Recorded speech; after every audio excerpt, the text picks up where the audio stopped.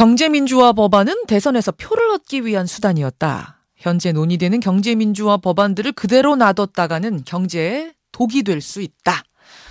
새누리당 김용태 의원이 한 말입니다. 지도부에서도 너무 무리하는 거 아니냐, 경제민주화 속도 조절하자, 이런 의견들이 지금 나오고 있죠.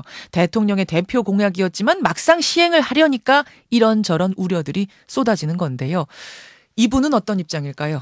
현재 경제민주화 실천 모임의 대표를 맡고 있는 분입니다. 새누리당의 중진 남경필 의원 연결이 되어 있습니다. 남 의원님 안녕하세요. 네, 안녕하십니까.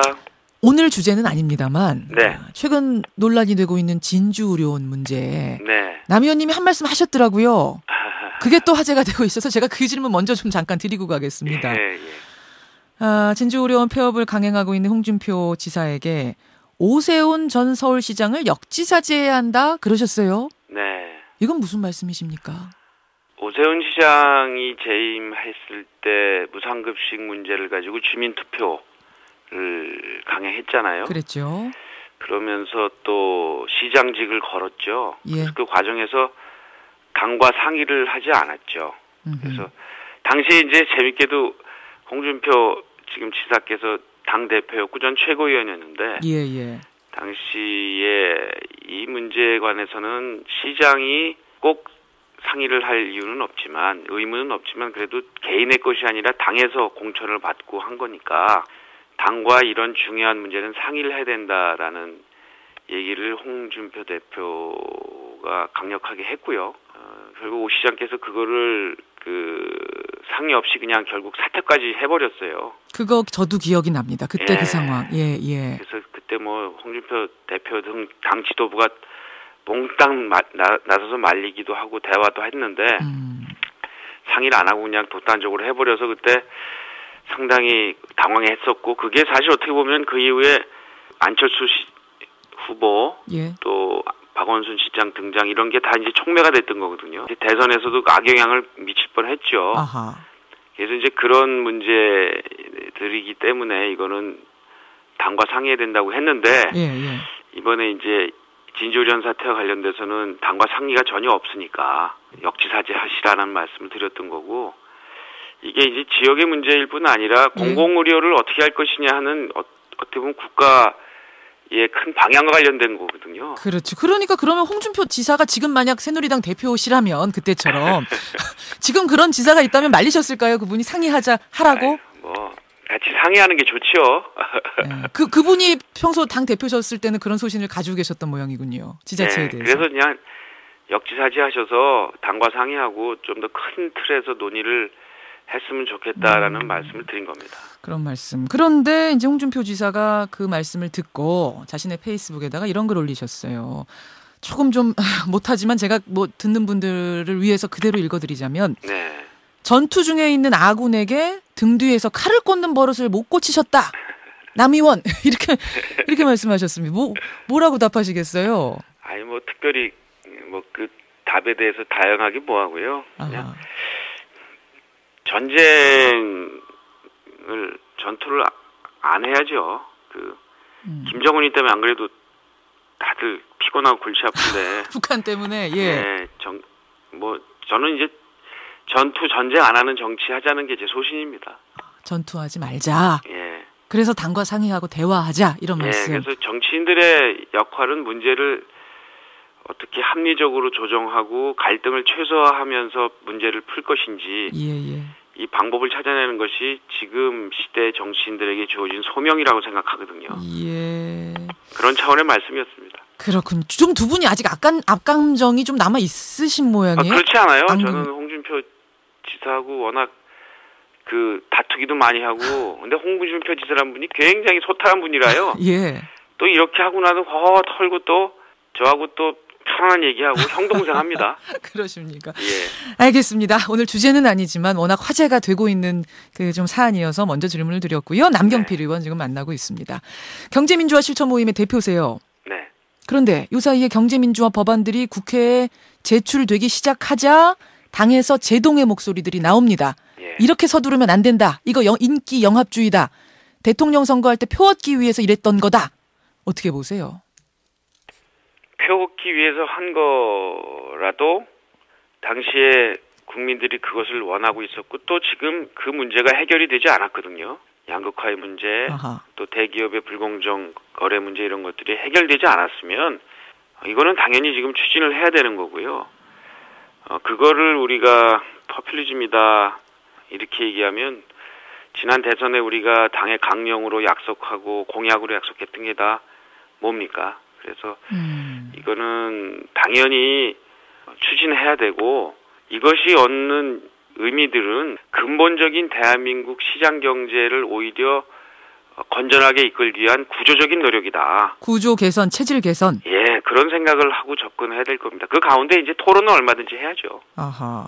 근데 이제 경제민주화 핵심 중에 하나가 대기업 계열사 간의 일감 몰아주기를 뿌리 뽑자 요거였는데요. 네. 이 관련 법안이 지금 발의가 됐죠. 그런데 여기에 대한 반발. 이건 자칫하면 단순히 자회사라는 이유로 역차별받을 수 있다. 자회사라도 정말 실력이 좋아서 거기에다가 일감 맡기는 건데 그걸 일괄적으로 무조건 못하게 하면 이건 역차별이다. 이런 주장이 나오는 겁니다. 어떻게 생각하세요? 그렇지 않고 이제 거기 지배주주의 지분이 얼마이냐 이런 것들도 연동이 돼 있어요. 30%가 기준이더군요. 예. 그러니까 한 사람의 거의 회사라고 보여질 경우에 이제 이런 규제가 들어가는 것이거든요.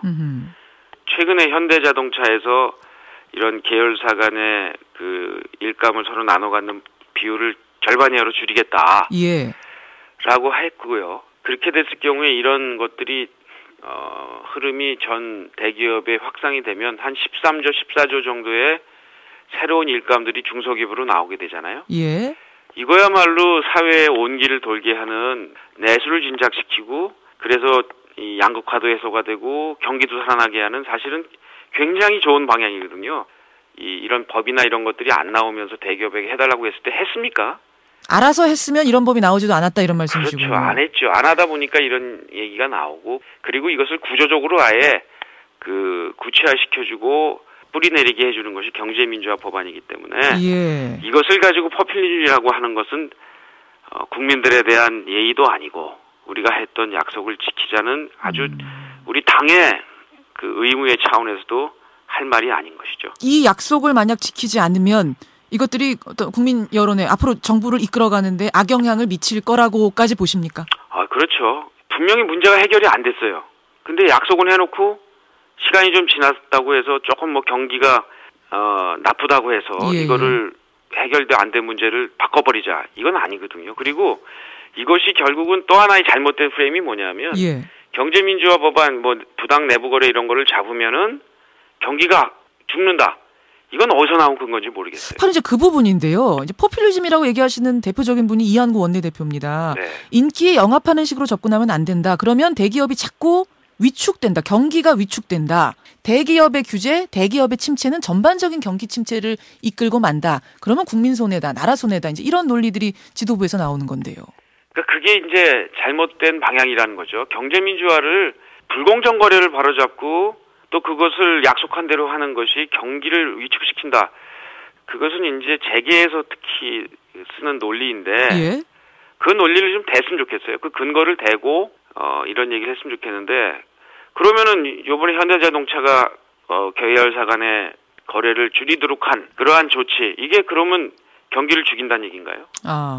박민식 의원님 새누리당 정무위 간사인데 제가 이렇게 만나 뵙고 얘기 들어봐도 그런 뭐 주변에 뭐 이한구 원내대표 얘기라든지 이런 얘기에 그렇게 크게 좌우되고 있는 것 같지 않습니다. 그런가요? 보시기에 그럼 새누리당 전반적인 분위기는 경제민주화 대선에서 했던 약속은 반드시 지키자라는 분위기가 우세하다 이렇게 분위기 파악하시나요? 전 대통령께서도 약속을 지키자라는 데는 철저하지 않나요? 이 약속을 지키는 게 오히려 경기를 살리는 일이다. 알겠습니다. 라는 생각을 가지고 추진해 나갈 겁니다. 남경필 의원 만나고 있습니다. 그나저나 얼마 전에 대한민국 국가모델 연구 모임 이라는 걸 발족하셨더라고요. 네. 대한민국 국가모델 연구 모임 이름이 굉장히 좀 거창합니다. 어떤 모임입니까 이건? 지금 이제 새누리당 의원들 한 56명 이렇게 모여서 매주 목요일 날마다 공부를 하고 있는데요. 사실 이제 우리가 미국식 모델을 많이 쫓아왔잖아요.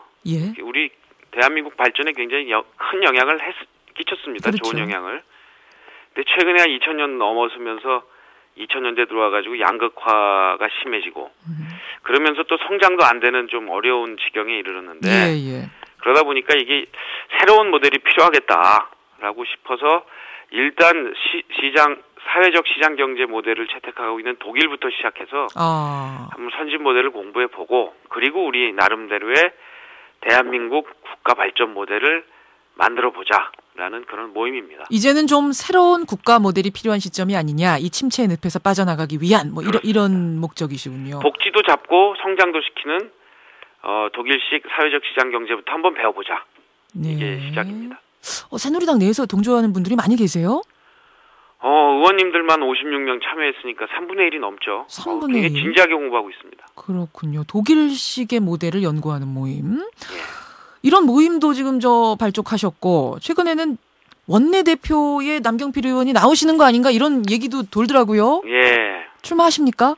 아무래도 지난번에 제가 아깝게 1차에서 1등하고 2차에서 이제 결선에서 뒤집어져서 졌기 때문에 그러셨죠. 그런 얘기를 하시는 것 같고요. 이제 제가 보궐선거 내일 치르고 나면 오늘부터 제가 의원님들을 여러분들을 만납니다. 그룹별로. 의견을 들어보고 어떤 방향으로 가는 게 좋겠는지. 근데 지금처럼 그 계파 싸움 형식으로 가면 저는 그런 싸움에 들어가고 싶진 않고요. 이게 이제 대한민국 앞으로의 국가 방향이라든지 정치가 잘못된 구조를 어떻게 바꿀 건지, 공천제도는 어떻게 할 건지, 개헌의 문제를 어떻게 할 건지 이런 문제들에 대한 진지한 토론을 할 수 있는 그런 흐름이 된다면 생각을 해보겠습니다. 지금 비워놓고 그냥 오늘부터 의견 들어보겠습니다. 사실은 정권 초기이기 때문에 박근혜 대통령의 심중, 의중, 박심에 맞는 후보가 이번에는 원내대표가 되지 않겠느냐. 사실은 이런 얘기가 지금부터 나오는데요. 그렇게 따지면 그 기준에는 아니신 거죠? 저는 원내대표가 되면 당연히 대통령의 공약, 경제민주화를 포함해서 다 약속을 지켜내야죠. 그게 저는 박심이라고 봅니다만 그러나 그 외에 무슨 사안별로 대통령의 뜻이 뭔지 살피고 이러는 데는 능하진 않습니다. 친박이니 친이니 이렇게 된다면 사실은 친박 쪽은 아니신데. 근데 친이 친박 가지고 새누리당 원내대표를 지금도 뽑는다면 국민들이 뭐라고 그러겠어요? 그렇게 보시는군요. 이제는 그거 깨고 치러보자. 그렇다면 도전해보겠다. 깨고 미래가 뭐냐? 우리 국회를 어떻게 고칠 거냐?